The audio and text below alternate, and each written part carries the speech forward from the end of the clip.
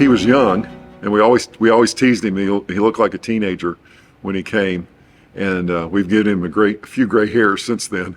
But he did have that appearance of just a very young pastor, but he had an old soul. He had some wisdom beyond his physical years. What I was looking for was 12 years of senior pastor experience and education. And we had done a survey of church members, and that was one of the things we had come up with in our criteria list was 12 years as a senior pastor. Jared had that. So I looked beyond the age, and I looked beyond the picture. Okay, That was a very young man. You ought to just reach out to Jared. And I was like, okay, great.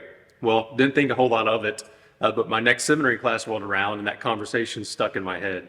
And so I reached out to Jared and he agreed for me to come. So I sat down in his office and had a list of questions to ask him related to a ministry class.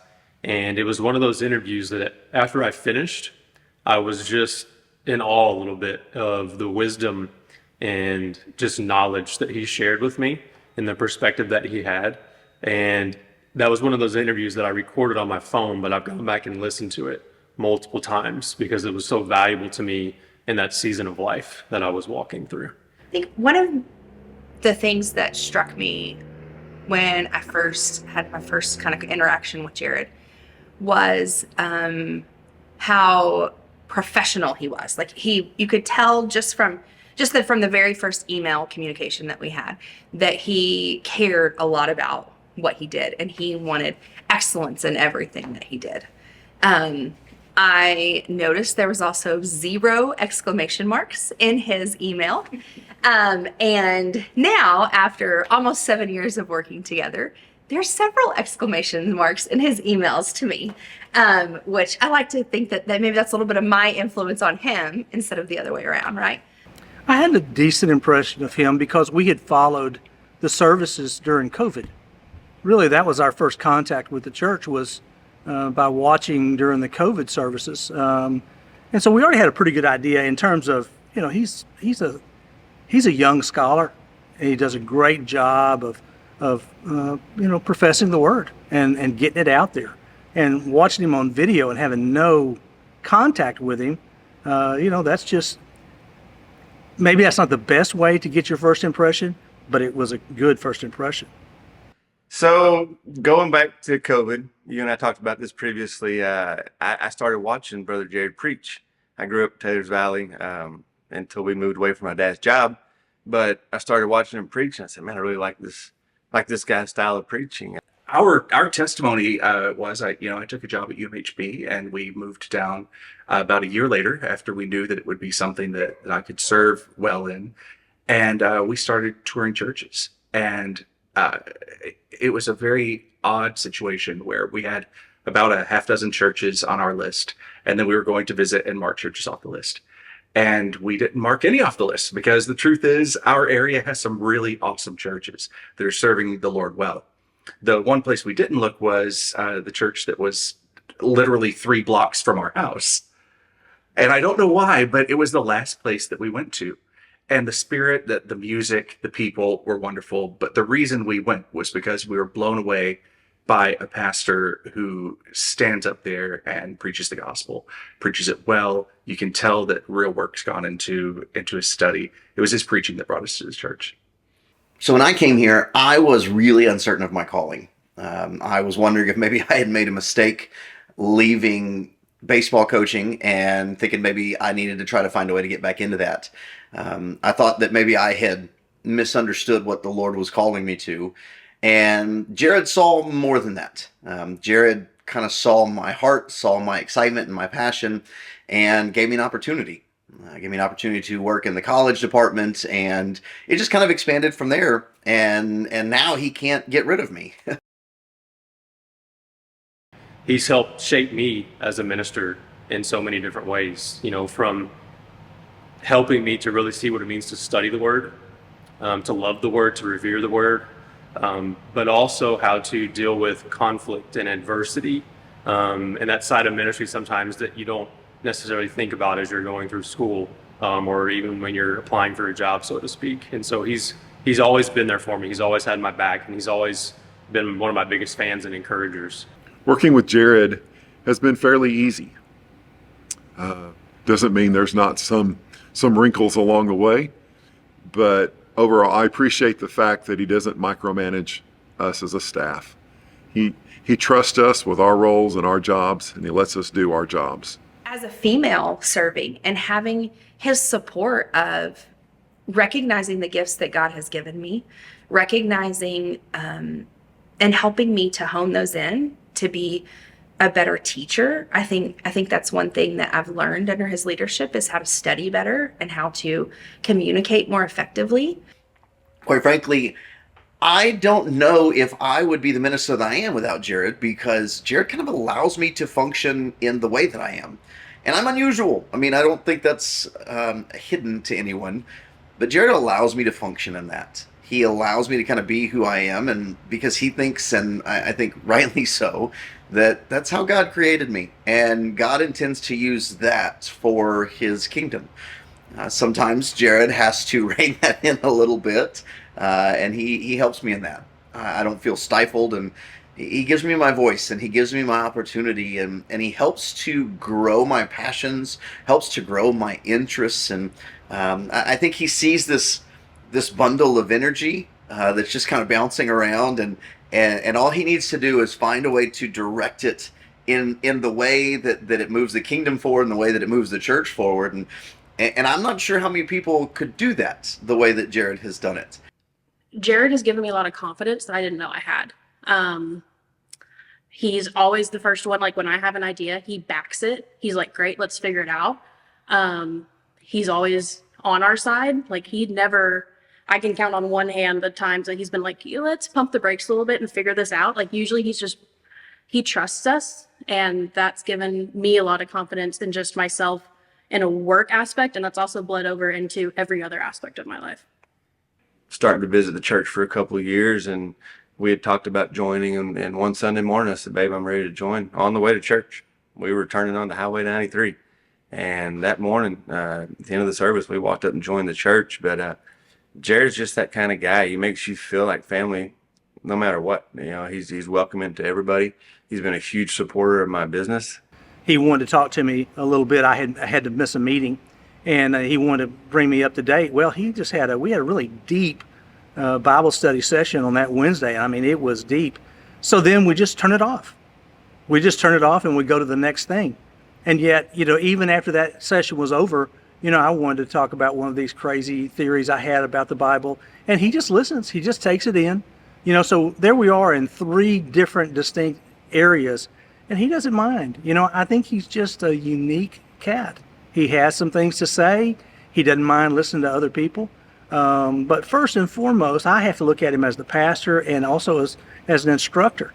And he does a wonderful job in both of those, but he's no nerd, man. He'll sit around, he'll listen to you. But again, it's not because he's a bookworm. He just understands the Bible, he understands people, and I really appreciate that. Jared is the same guy in every room you find him in. And that's something that doesn't surprise me at all, shouldn't surprise people. But it is so refreshing to work with a minister who you walk into any room in any circumstance, and it's the exact same person. You know what he's going to say. If you know him and his character in any circumstance, there are no surprises. And that's been really the biggest thing that I've got to experience. And the reason that I've said yes to multiple committees now at the church is because the opportunity to work with this person who's the same in every room. I think our church follows the lead. Yes, I'm the worship leader, the worship pastor, and Jared's our pastor, but in a real sense, he is a worship leader as well, because he demonstrates that for us he demonstrates that to us as a church. And I do appreciate the fact that we have a worshiping pastor. I look up on Sunday mornings and I see some of that older generation in the choir, hands raised. When I was growing up, there was none of that. It just wasn't a thing, and it's just really cool to see that. And I think that having a younger pastor like Brother Jared that openly praises and worships like that is really neat to see that it's kind of rubbed off on that generation. But then you've got the younger generation coming right behind them and being raised up the same way. So I'm excited to see what the Lord does, and excited for my children to grow up there as well. As the Reach director, it's been great. He's very open. He will listen to me because I have my ideas and kind of my ways of doing things. And I got to tell you, a Harris County boy and a Henderson County boy, you're not always going to see eye to eye, but it's been a great interaction between the two of us. I don't know that I could have asked for a better guy to do this with. He doesn't mind my experimentation. He doesn't mind my enthusiasm. And I like the fact that he has his own ideas. He's not waiting for somebody else to build this building for him. And that's what really is really important. That's I couldn't ask for any more than his leadership. It's become very important that every Sunday that my kids and my wife and we're all in church. I remember as a kid, I didn't want to get up every Sunday morning and go to church, but now my two kids are, Dad, we're going to church, right? And so it's not only impacted my life personally, but my kids and my wife as well. So it's interesting listening to how quickly conversations can change with Jared, because like start a staff meeting, we're talking about basketball, and then suddenly we're talking about 8,000 theological things that I personally am just sitting there listening to everybody going, this is amazing. Like, most places, in my experience, most places that I've worked, either church work or secular work, does not have a staff culture where everyone genuinely likes one another. I mean, genuinely, at the end of the day, when it comes out, we genuinely like one another and we genuinely want to spend time together. I enjoy the banter that we have as a staff, and I think that largely comes through Jared's personality and his leadership of us as a staff. he whistles the opening to Amarillo by Morning anytime he leaves his office to get coffee. You can tell whether he's coming to talk to someone because he just walks, or you can tell he's coming to get coffee because he's whistling Amarillo by Morning. One of the things I miss from being in the office was hearing him whistle. I love to hear Jared whistle. It's a lost art. People don't do that. And I just love it. One thing that always makes me smile is he whistles around the office. And for years, I did not know what he was whistling. Turns out it's actually a George Strait song, which I am a gigantic George Strait fan. And so it makes me chuckle every time. Come right over there. He'll have his coffee in his hand. He'll lean up against the door frame and he'll get this smirk. And I know when he does, he's got something he thinks is really funny that he's going to poke me with. And that always winds up in us sitting in here and chatting and laughing and just having a good time. And it's one of the things that makes working with him so much fun. I don't think there's a single day that we're not making jokes at somebody's expense. And Jared's always involved, usually the butt of the joke.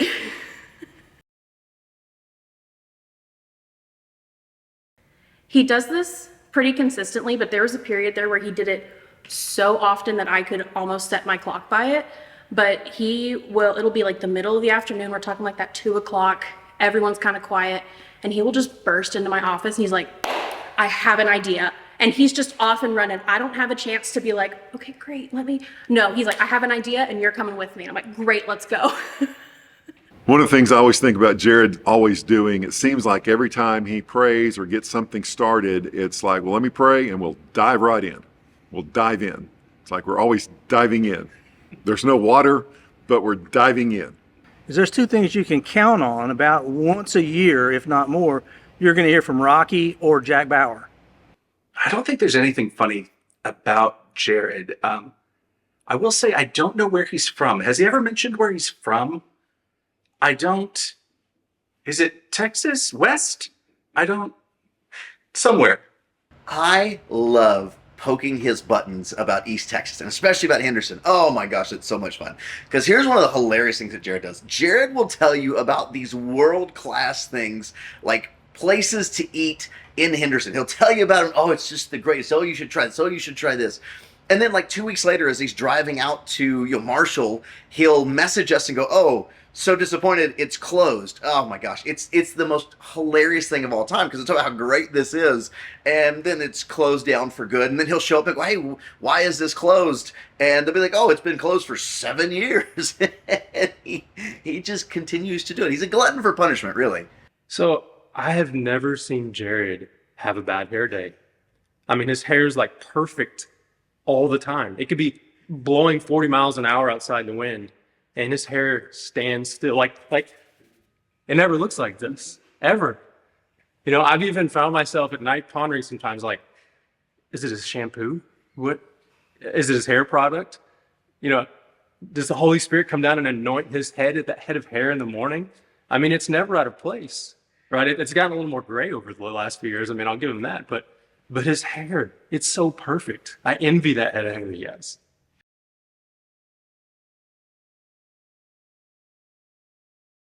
Yeah, you know, we actually started discussing this. It was part of my interview. Like, hey, could you walk through something like this? Would you be willing to dream big dreams about this? That was like one of the questions that we spent a lot of time talking about.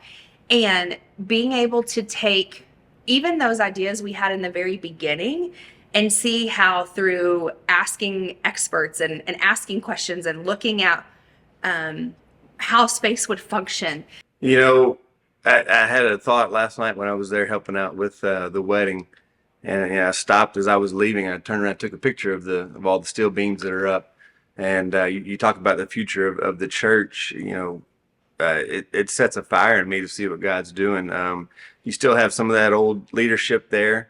It's kind of in a transitioning to the new generations, the younger generations, and just the fact that the church has grown so much, especially with the children's program, that we have a real need for a children's center that big is just amazing. And I'm excited to see what God does. Dreaming is a big one. Being able to say, man, what could God do with this space? If we had this, what could this look like? And also being able to have the practical side of it of how do we actually make that happen? And how do we revamp? How do we tweak to make sure that we make the best decisions possible?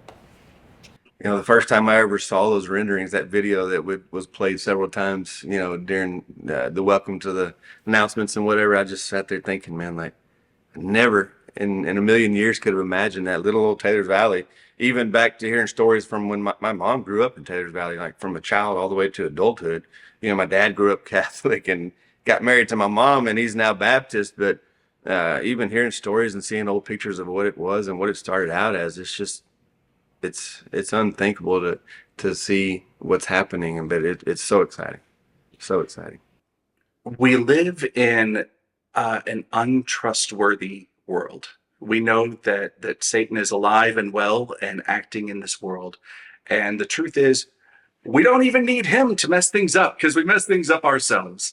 And so as parents of a young child, one of the biggest challenges these days is finding a place that's safe for your child. And having a place where our child can not only be safe in children's church, but come to big church and hear challenging things. And he doesn't skip verses. He's one of my favorite things about him. He doesn't skip the hard verses. But also, my daughter can come in and learn. She can learn at her level. I can learn at my level. That's a real gift. And that's one of my favorite things about him. But one of the biggest things for me is he preaches from the Bible. He preaches what the Bible says. He doesn't preach what he wants everybody to hear. And one of the things about him as well is he's not just preaching to the congregation. He's including himself in everything that he preaches about. And that's very impressive to me. And I enjoy his style of preaching a lot.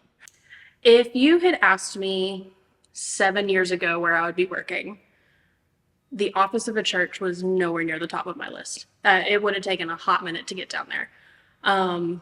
But being here and seeing how the staff operates, seeing the change that we all get to make, seeing the way that Jared leads, I can't imagine myself being anywhere else in 5 years. And he made the joke one time that if he left, he's taking me with him. I don't think there would be any taking. I will go where he goes. It's comforting because he is I've had a lot of good pastors in the past. We've been really blessed by good pastors, and he stands shoulder to shoulder with any of them because he's not about his own glory. He's not about fame. He is a humble person who just wants to tell you about God. And it's a joy to see him and have him be my pastor. It was fun to watch him in the office. It was fun to watch him begin to grow. It's been fun to watch him over the last 10 years. He has matured so much as a pastor, and to watch him grow has been an exciting thing for me. I know that ultimately God's in control of everything, but from the way that my life has played out, I would not be at this church and I would not still be in ministry if it wasn't for Jared.